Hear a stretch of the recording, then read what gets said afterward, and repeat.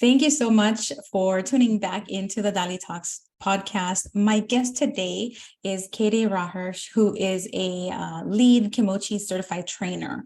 I was introduced to her because we have some things in common. We help families, right?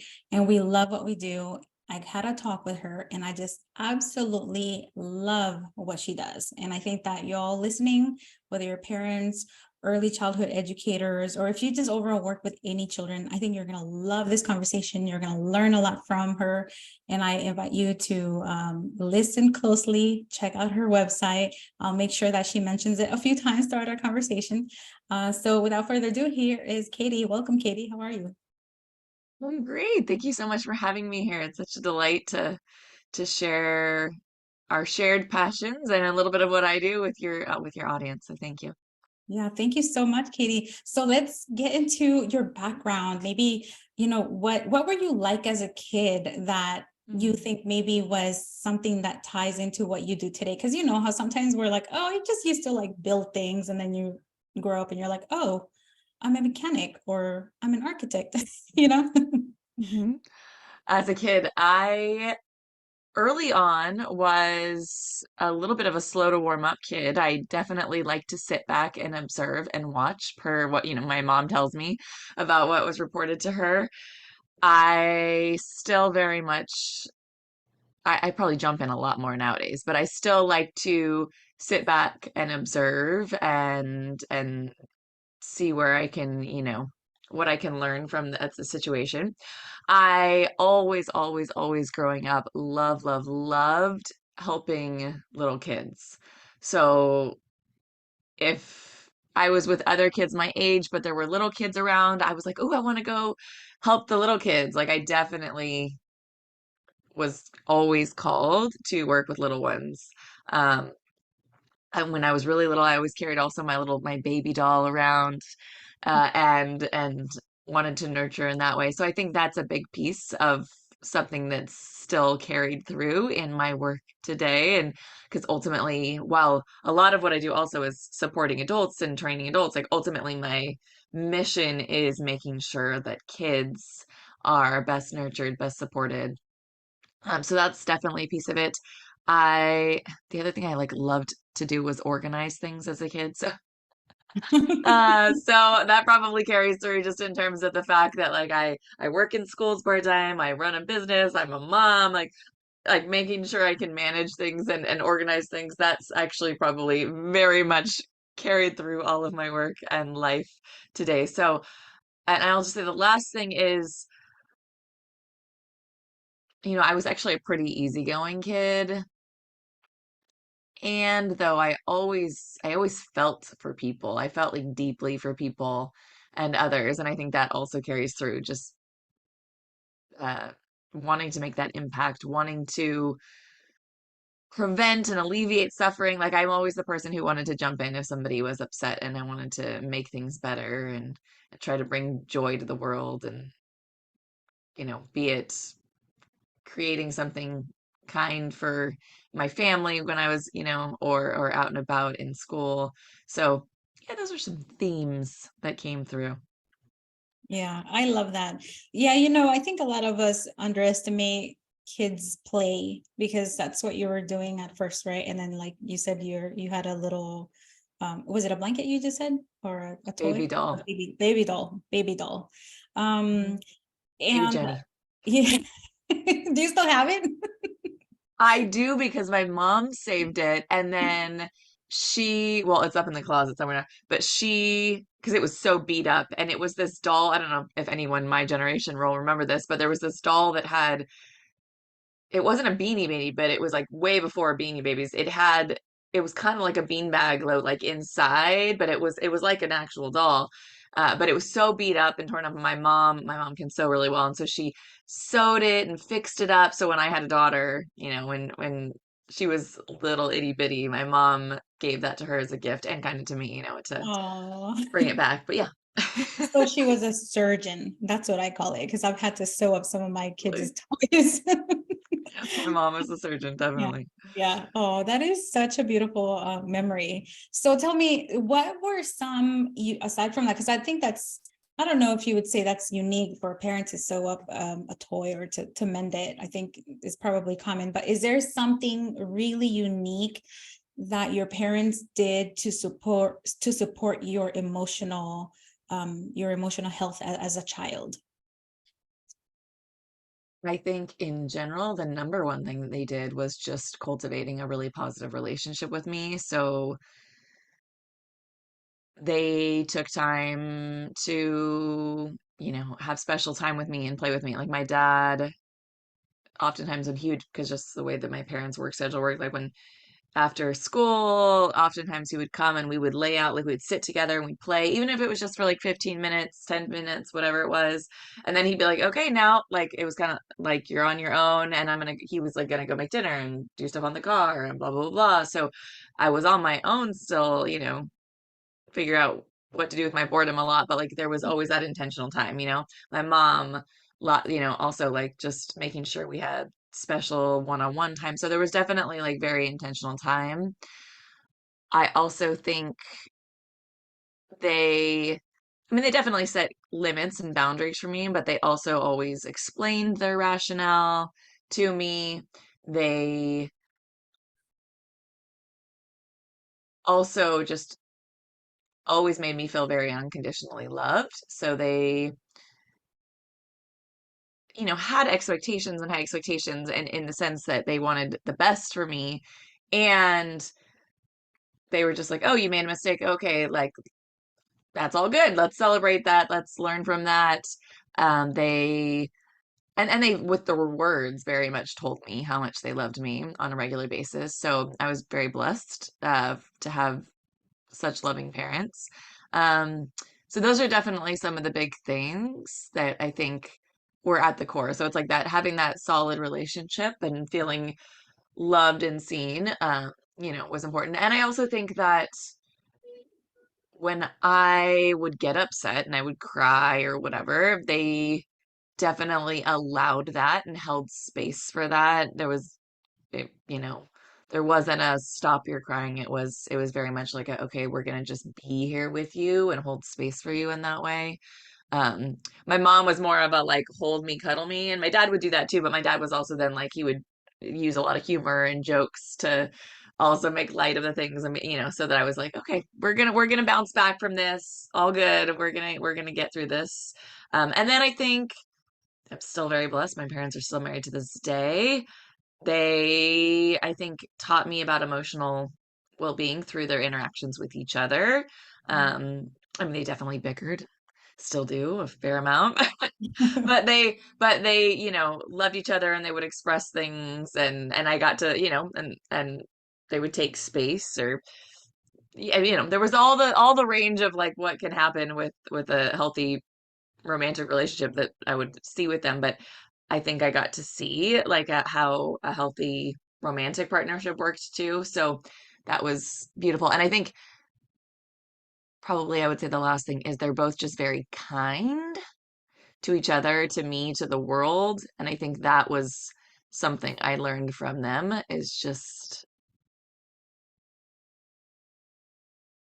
generosity of spirit, kindness. They're definitely the people who are like, oh yeah, let me jump in and help you in a situation, like, if people are in need. And so I think those things definitely were all pieces of my emotional well-being upbringing. Yeah. That is beautiful. And mine was completely opposite. So to me, I'm like, wow, I wonder how many kids grew up like you did, because where I come from, it didn't seem like that was very common. And as a matter of fact, it wasn't until I became an adult where I started learning all these different approaches to showing love, expressing emotion, and also like just the word itself, social emotional health.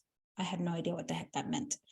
And so that's why I love speaking with professionals like you. So you taught me a little bit about what kimochis are. And so like now knowing your background, I can completely see why you're perfect for this job, because not only did you live it as a child, with that positivity, with which so many kids even today lack at home.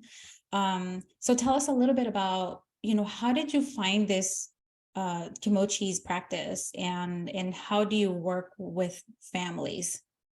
Yeah. And before I jump into that, can I just pause and mention that while I am so blessed from the upbringing I had, I will say, like, my mom grew up with a very night and day different experience of life in poverty, and there was a trauma history, and not everyone in her family transitioned their life trajectory.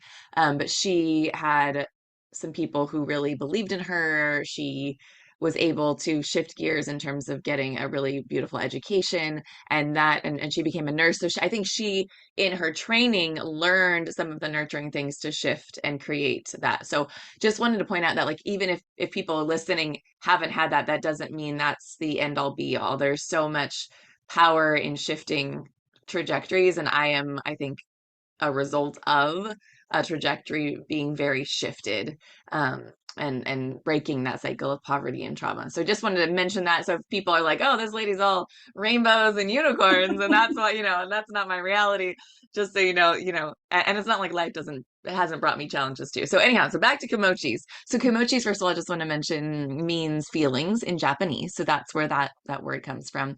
So how did I find it? So in my work, I became a teacher, an elementary school teacher. Then, and I did that because I was really passionate, or I became passionate about educational equity because of my an experience in college that I had.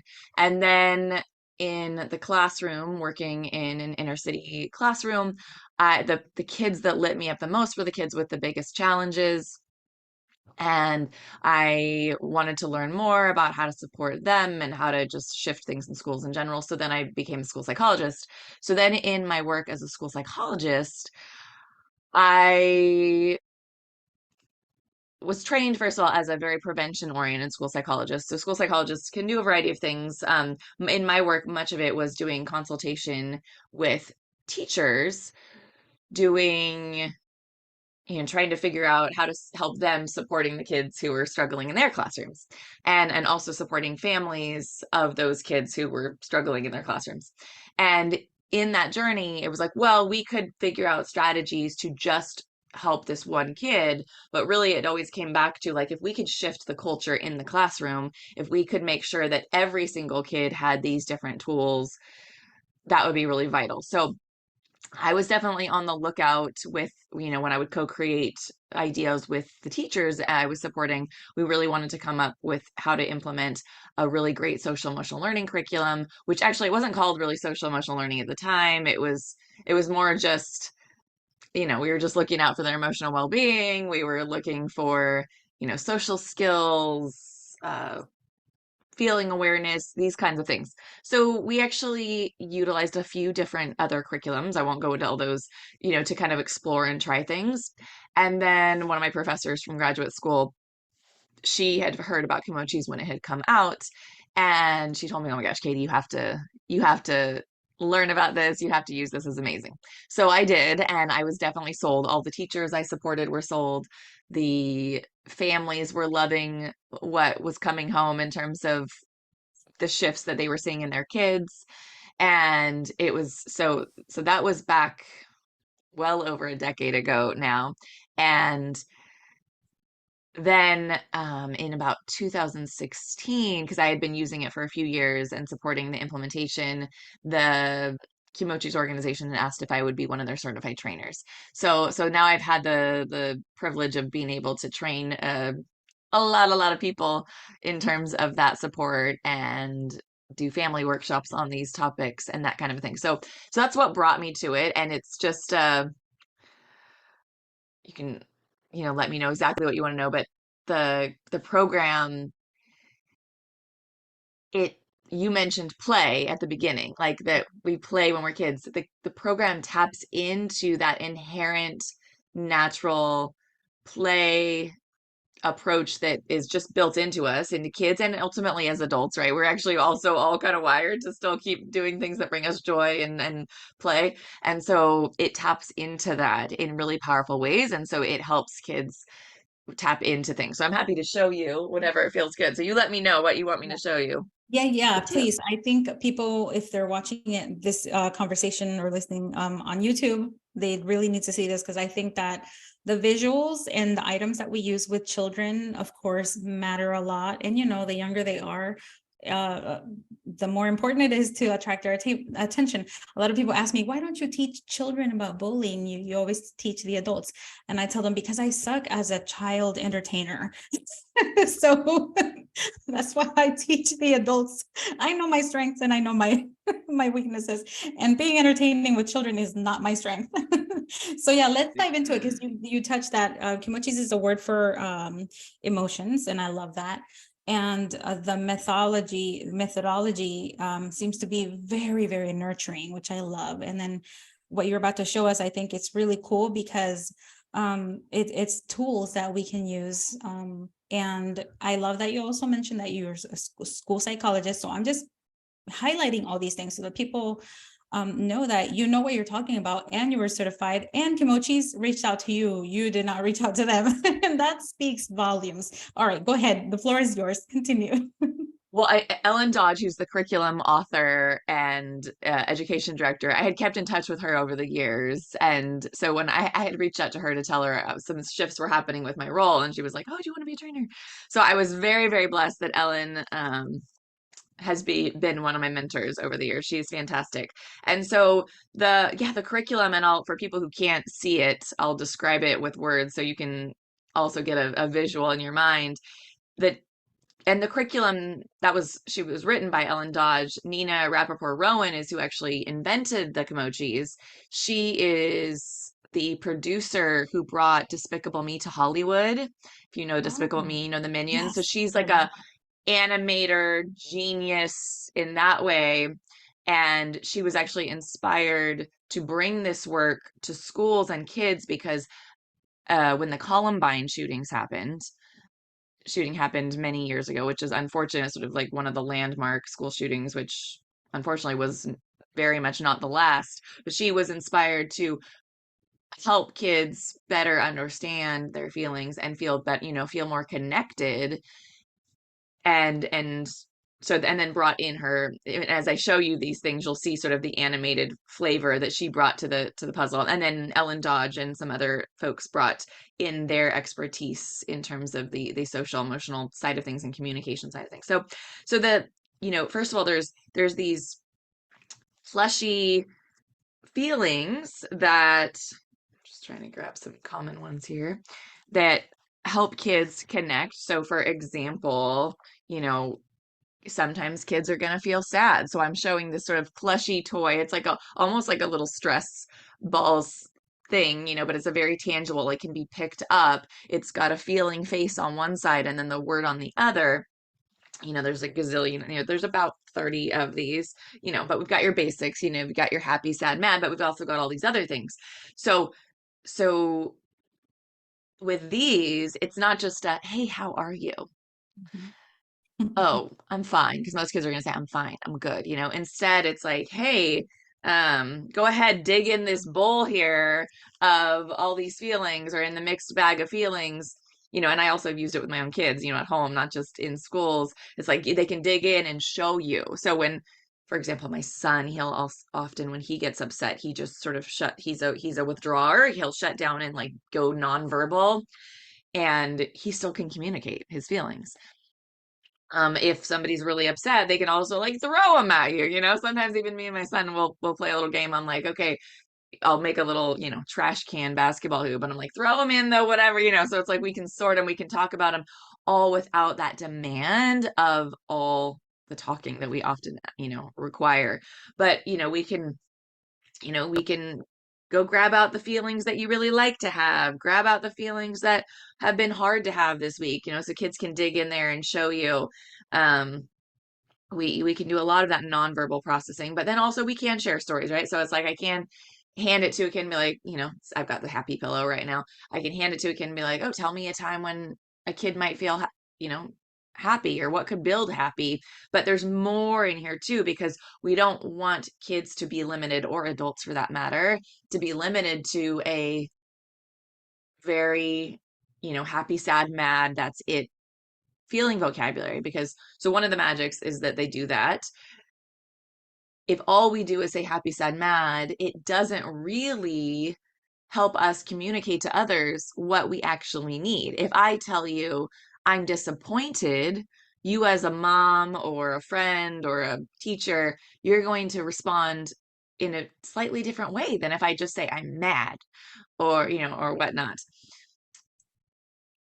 And additionally, the neuroscience research shows us that the more specific we can also be with naming our vocabulary in terms of our emotions, that actually helps our brain regulate more effectively. Name it to tame it. So it's very helpful to be able to say, like, I'm insecure, or I'm feeling optimistic, or all these other juicy words. And so one of the beautiful things is the bag of feelings itself just helps expand kids and adults feeling vocabulary, and create more connection from that, because connection inward and connection with others, and we help sort of navigate situations. So there's beautiful things, and these are just like amazing because you can play so many different games with them. Brave's like another one of my favorites, because it's when my kids were little, I used this all the time. I would literally bring this in my purse. And if they were feeling scared to like go, join the activity or whatever, I'd be like, just put this in your pocket. Remember, you've got your brave inside. Put your brave in front. So there's all these little, things you can do with the tangible nature of these things that you can't just do in talk. Mhm. Additionally, the program has characters which bring to life the notion of temperament and personality. So you, I'm sure in your work, know about like how vital it is to understand ourselves, to have that self-awareness, not just with in terms of our emotions, but also just kind of our strengths, our tricky places, our needs. And so the characters, I'll just show you a couple here. Um, and sometimes just the feelings alone, or that's the magic in and of itself. But in terms of what we do in schools, and sometimes also, I bring this at my own home, and some families do have these as well.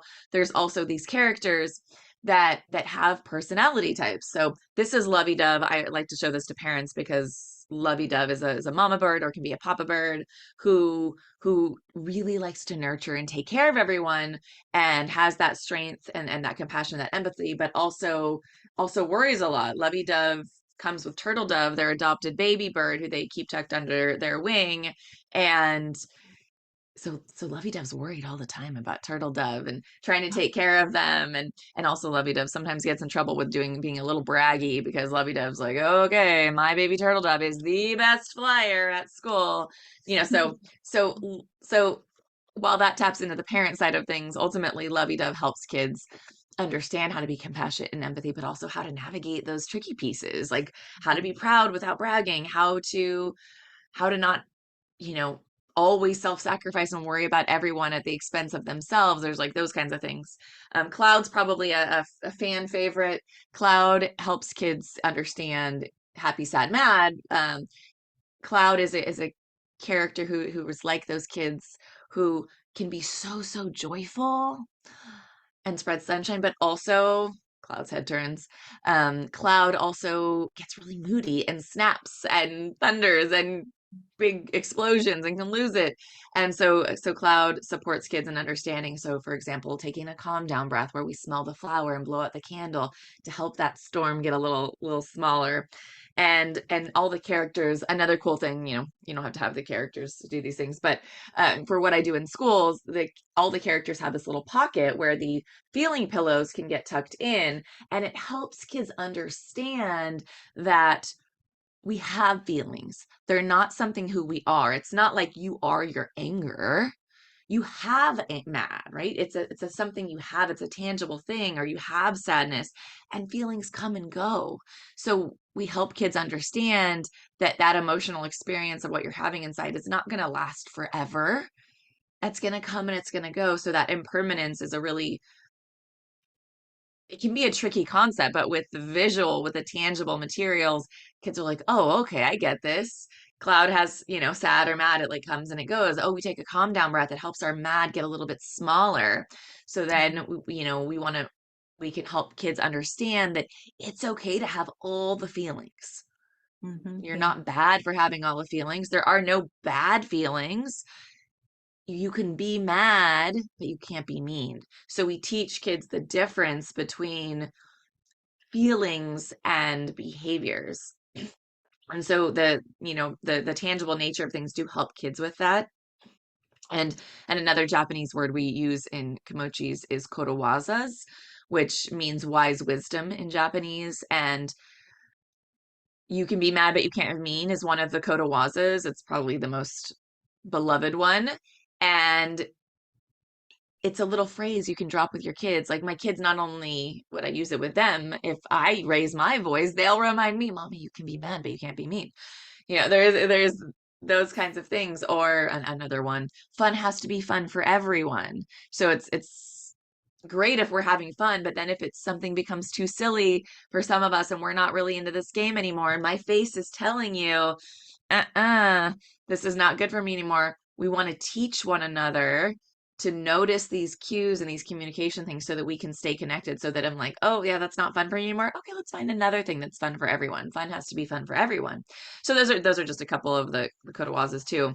And so there's these very tangible though materials that do help all of what we teach come to life. And then ultimately we also teach what's called the keys to communication, which ultimately their goal is to help people be connected. And then when there's disconnect, because we have disputes, right? We get in little fights and from time to time disagreements, then we have tools to help us reconnect. Because ultimately that's, in a nutshell, the whole program is about creating a more connected world, one feeling at a time, and helping kids become more confident, more connected, more compassionate.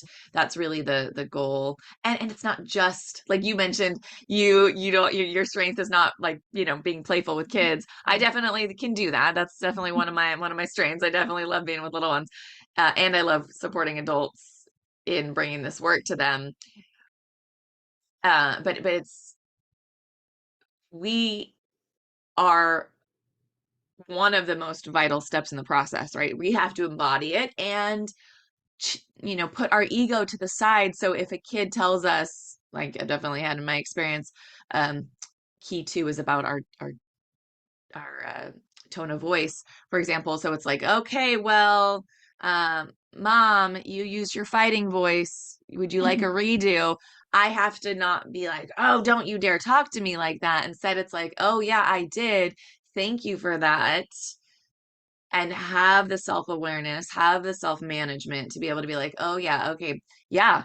I got really frustrated. My frustrated got so big and I got a little out of control. So let me take a redo and I'm going to now use my talking voice to ask you what I need. So there's lots of components to the program, and it's about teaching kids these tools, but it's also about embodying these tools and understanding it and working on ourselves, I think is a big piece of the puzzle too.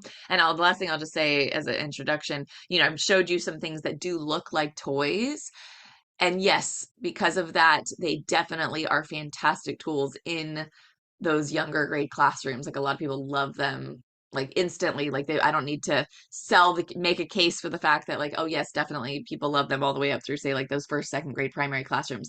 And they're powerful tools for all ages because we still need to understand our emotions and how to communicate effectively for much, much longer than just up through those younger years. Yeah.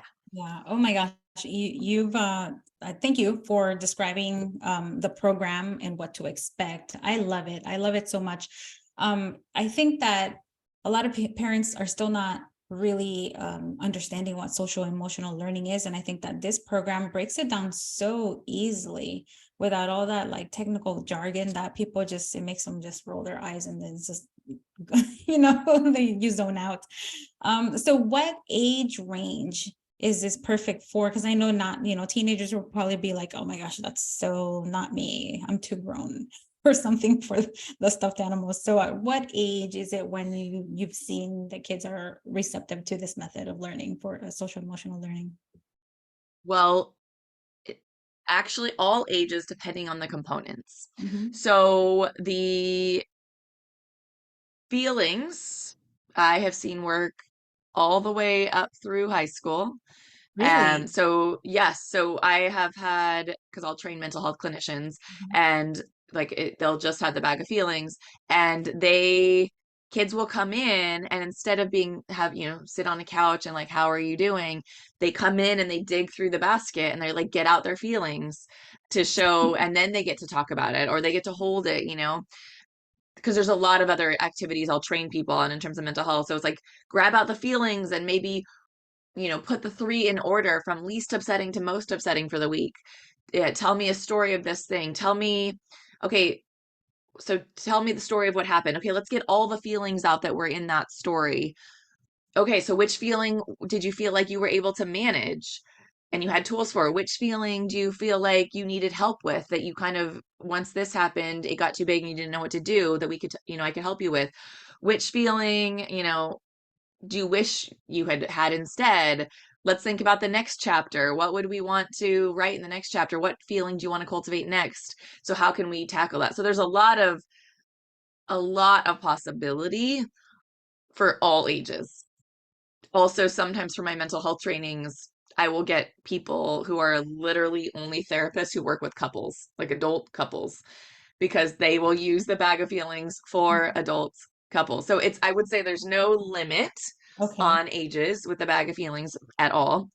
With the keys to communication, that's also great for all ages. So there's 7 keys, and the keys are largely focused on our nonverbal communication, which is why it's so vital, because so many programs out there don't usually touch on that very much. A lot of programs talk about like how to use your words and what to say and use I statements, things like that. But there's so many other layers to communication that we need to be conscious of. So those are great for all ages. I would say that one of the number one comments I get at my trainings for teachers or parents, maybe, because usually when I get a parent workshop, it's like one parent will come and not necessarily both, but because one's doing, whatever else. I'll get oh my gosh, these keys to communication. I need this for my work with my partner, like my husband, my wife, my whatever it is. So the keys are definitely not just for kids. It's a great tool for all ages. With when it comes to the characters, because those definitely look more like toys, I would say, in my experience, kids actually all the way through 5th grade eat them up, as long as we don't put some of our prejudgment on it. Sometimes what can happen is like a teacher might introduce it as, oh, I know these look like little kid toys. Well, once you put that out there, a kid's like, oh, okay, I'm supposed to, this is not cool for me, because, and society is pushing down all of these expectations on kids. So then they may have pushback, because realistically, our 4th and 5th graders developmentally, from like a physiological standpoint, are just at the same level as 4th and 5th graders were 100 years ago, who loved plushy animal toy things like that, um, and and today I'm sure a lot of 4th and 5th graders at home behind the scenes, they've got that stuffed animal they're going to sleep They with. do. They've got their little cuddle thing they like. And so it's not that they're too cool for it. Actually, it's like society or some of our little comments subconsciously will get into that stuff. So in my experience, when I bring them out and I just introduce them as like, hey, these are these tools. We're gonna get to know these characters, because they're going to be tools to help us understand our personalities and others, and help us be in relationships so we can learn how to get along with people who are like us, who are different from us. Then when we say that, they're like, oh, okay. It's like no different than when a teacher brings out a protractor and says, hey, we're going to use this because we're going to measure blah blah blah whatever in math. It's like, oh, okay, this is just a tool my teacher's using, you know. So so I would say that when it's introduced in that way, it's really helpful. Also, when I train upper grade teachers, excuse me, Mhm. I'd like to tell them like we can put them in leadership roles. So when I present the materials in that way, like, hey, we're going to learn this and we're going to make sure we become the experts on this in our school, or say a big sister or big brother, because I'm going to have you, we're gonna go and we're gonna be buddies to the younger grade, or we're gonna walk around and we're gonna like make sure we can be leaders at the playground. We're gonna, and even kids with the biggest social emotional challenges, when we put them into leadership roles, sometimes that alone can shift how they show up, because yeah, maybe they view themselves as the bad kid, which I don't believe there are bad kids. I believe there are kids who, all kids are good, who have had bad things happen to them and sometimes make bad choices. Um, but when we shift into that role, like, you're going to be the leader, so I need you to teach this to them, and we show them that we believe in them, that they have that capacity to be leaders, that also can just shift the dynamic, because they feel differently with us, and that we're just building that confidence in them. So, it's like, okay, well, we're going to go around, maybe you get to make posters about how to take a calm down breath, or whatever it is. We're going to go in and make sure we teach the little kids how to do these. So there's those, a lot of leadership stuff can happen, and we can even have them brainstorm ideas. How could we bring this? I don't have to give my ideas, they can tap into that. So it can really be for all ages. And I've seen service learning models work. Some schools in the Bay Area I've heard of have done, even in middle and high school, they've done a service learning model for their leadership class, or whatever class it is, emotional intelligence class. They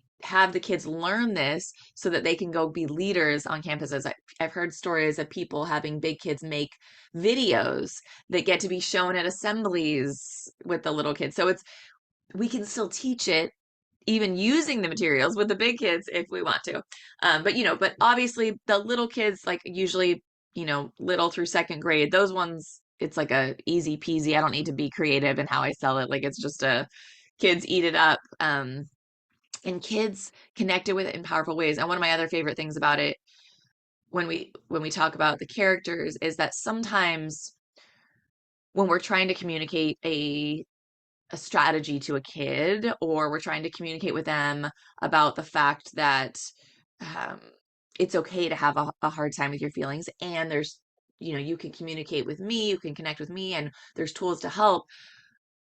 One of the really great things is we get to use the characters as a third party. So, you know what? Cloud has a hard time with yelling. So let's figure out what will help Cloud. So it takes some of that pressure and shame that kids can feel when they make mistakes with how they handle their feelings.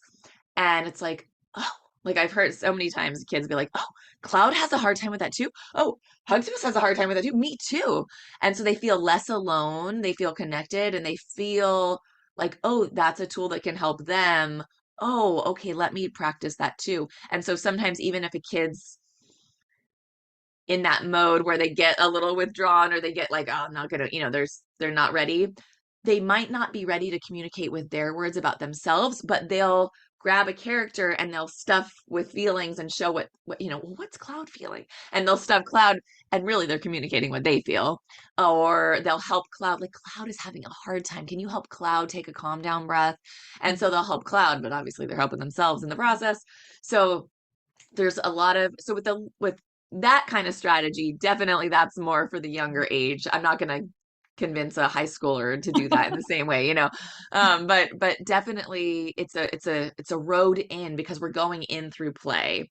And then also, while there's a lot of strategies we teach to kids, once kids have learned the personalities of the characters, they've learned a lot of the feeling words, kids will do what they need to do to process things. So kids will, like, I like to have free play with them. So kids will do a little whole role play, oh, I'm gonna be Cloud. Oh, I'm gonna be Cat. Okay, let's, oh, Cat, yeah, like Cat yells, ah! And they do play therapy for themselves, essentially, because that's what kids do. Kids have the power inherently in them to make that happen. They process their emotions that way. And even the big kids, there's a strategy I like to do, well, with all ages, but especially with big kids, called Kimochis soup, where we process our emotions.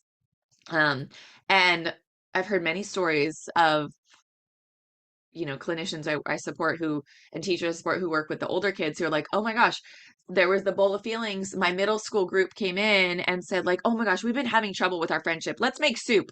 And they do it, then they like process it themselves, because we've taught them and empowered them with the tools, and then they can start to process it themselves. Yeah. Yeah. Wow, this is a very, I don't know why I feel so excited. I know some people are like, oh gosh, you're such a nerd, but I am. I'm very I'll geek excited out about with you all day. it.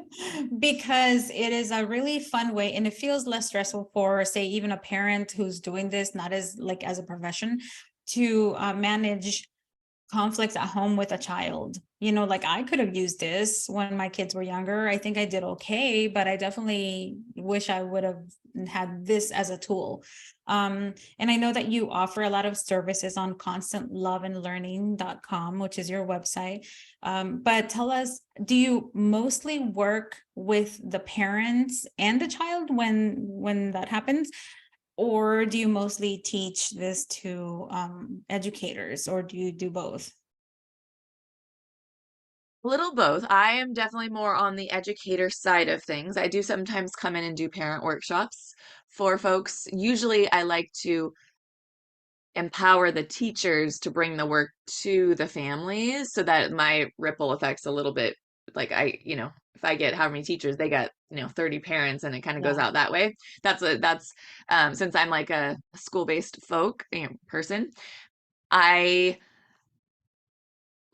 as part of the trainings for the educators, they have, if they're using the curriculum, there are home links that go home. So every week there's little tools that go home to the families. So when a kid is using some of because we have it, we have a shared emotional language so that parents can also learn these tools and it can be a shared process.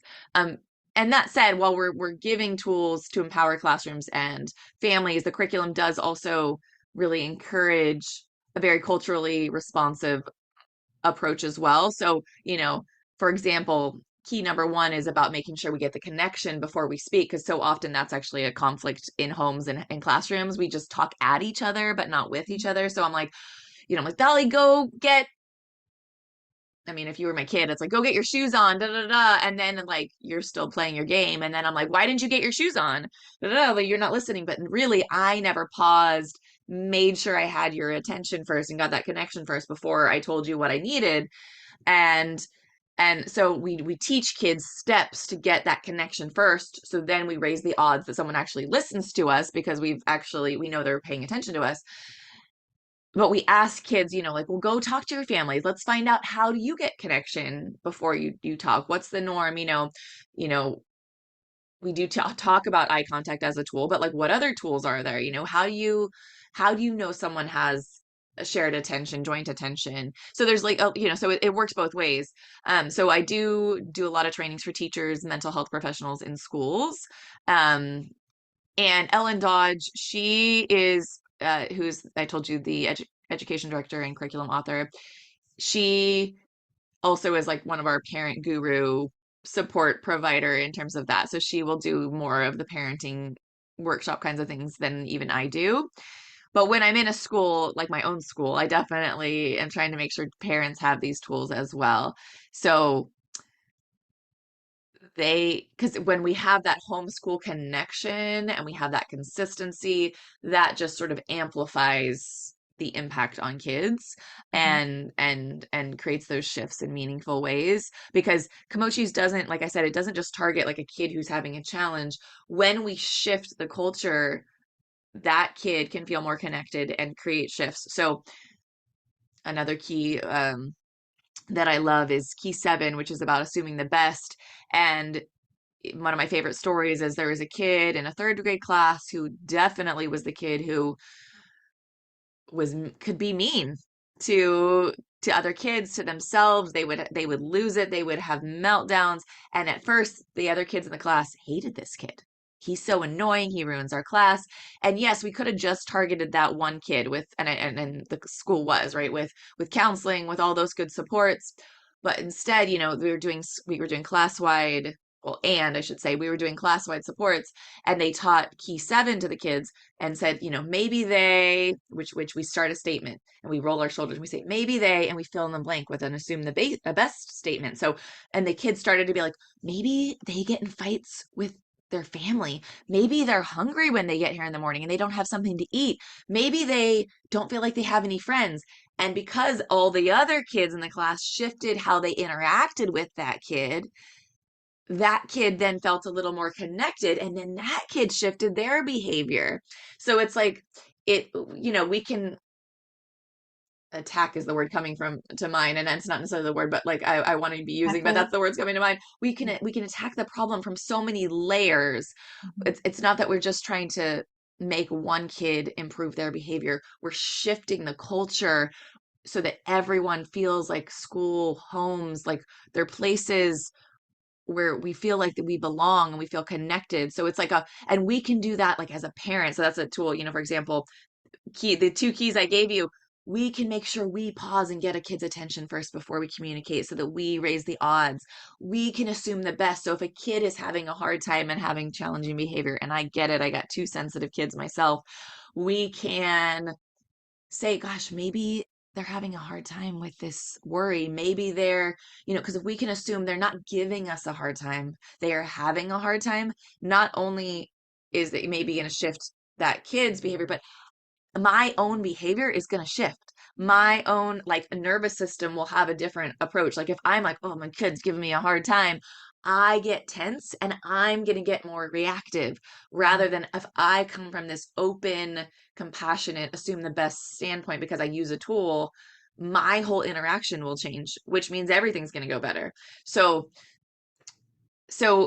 all these tools we teach, yes, I largely do focus on the teacher educator side of things, but bringing this kind of program into a school, usually then we get these ripple effects to families through direct workshops, but also through those like kind of home link communicating, this is what we're working on kind of situation. And then, I do dabble in parent workshops. And like I said, Ellen Dodge does that even more than I do as well. Okay, so Katie, if I understand correctly, so your website where people can find out more about how you help, whether they're an educator or a parent, is constantloveandlearning.com.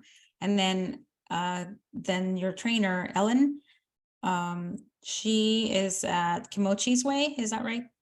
So Ellen Dodge, she's also, I'm not sure how exactly necessarily if she's keeping this up or not. For a while, she was dabbling. The Parenting Partner is another place you can find her.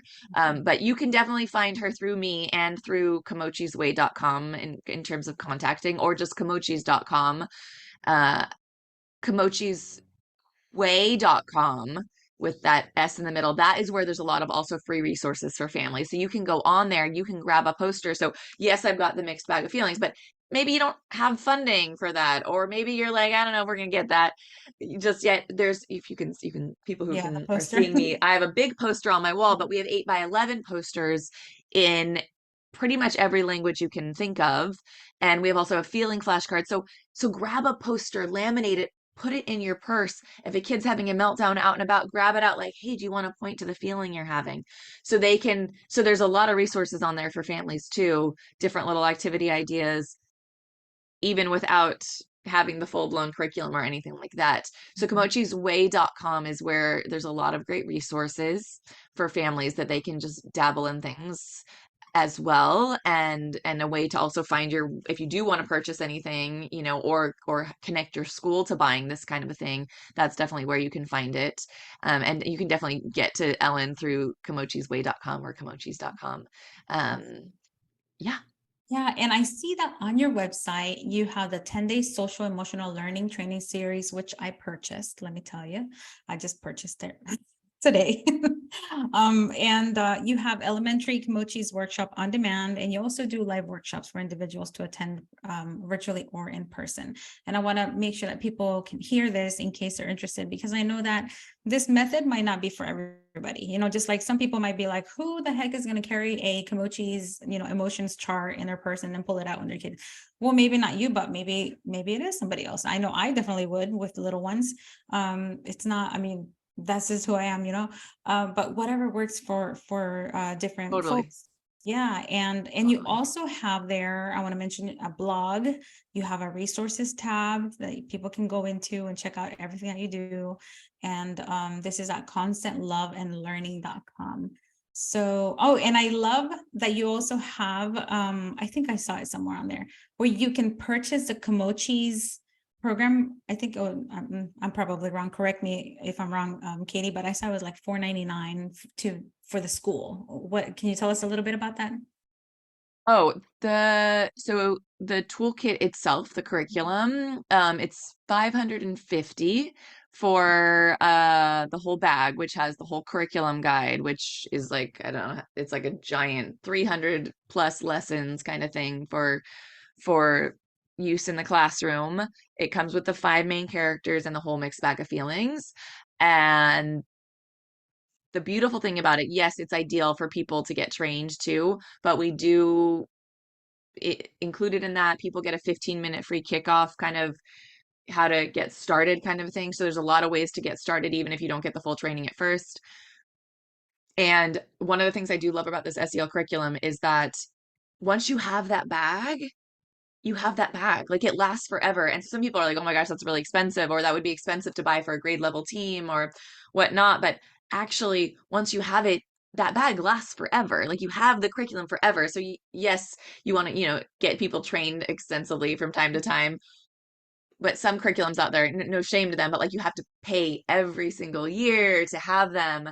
And it's not necessarily a sustainable model. And so the beautiful thing about this is like when people once you get it, once you got it, you got it, and it just brings classes to life. Like the only way the curriculum doesn't work, I tell people, is if you put it in a a cupboard and you lock it up and it collects dust. But if you put it out, I always tell teachers, like at the end of my training, I give them a lot of tools, but ultimately at the end of the day, if you just put them out, kids will play with them and use them in ways that are fun and creative for what they need. So yeah, so there's lots of power to the curriculum. Yeah, thank you, Katie. And I love the example that you gave of that story of the kid that was labeled as bad. That is so powerful because I see in bullying situations where a child is labeled as the bully or as the bad kid or as the problem child, and they get so sick of it that then they lean into that and they're like, oh yeah, okay, watch, that's who I'm gonna be.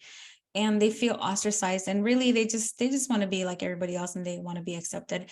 And in that example you gave, what stood out to me is that they really learned to think outside of the box, not just look at what is in the exterior, and then tap into their empathy.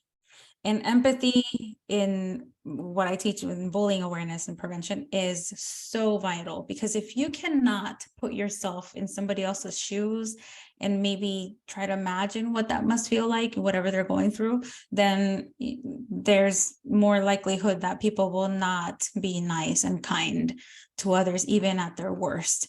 And I think that's how we change society.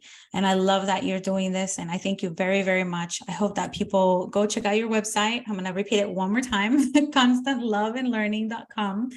Please check out Katie. Ask her some questions. And Katie, are you on social media? I am on social media. I generally share about the adult SEL and educator well-being side of things. I do that too, so that, like I mentioned, we have to be able to be aware. So we are able to facilitate the development of these tools in kids in the most meaningful way possible. So yes, so on social media, it is Constant Love and Learning is the where I am across platforms. Okay. Okay. So, And I will also give a plug though. I recommend people also follow Kimochis. mhm. It's great. Lots and lots of ideas are in there. They'll post really great pictures and ideas and fun stuff on all their platforms as well. Awesome. Yeah, and I see you're on Facebook, Instagram, and YouTube. And yeah, well, thank you so much for sharing all of your knowledge. Hopefully, we'll have you back on the show again. And I wish you the best. Thank you so much for having me on and letting me share this work with others.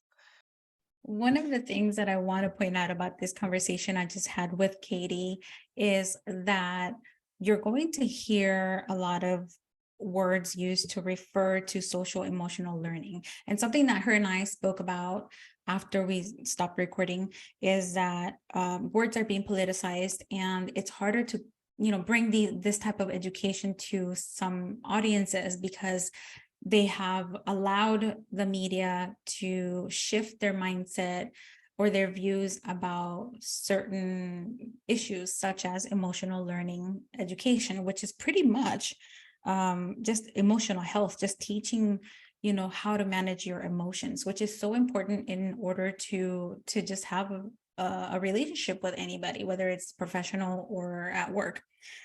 So I really hope that you learned a lot from here. Even the tips that she gives in the stories. If you're not going to buy curriculum, or if you're not going to reach out to her, at least use the examples that she gave and practice them at home and see how that improves your relationship with your children or with whoever it is you want to improve it with. Again, her website is constantloveandlearning.com, and you can also check out kimochisway.com, and that's going to be the link in the show notes as always. If you like this episode, please let me know. I would love to know. Either leave a review or post your comments down below.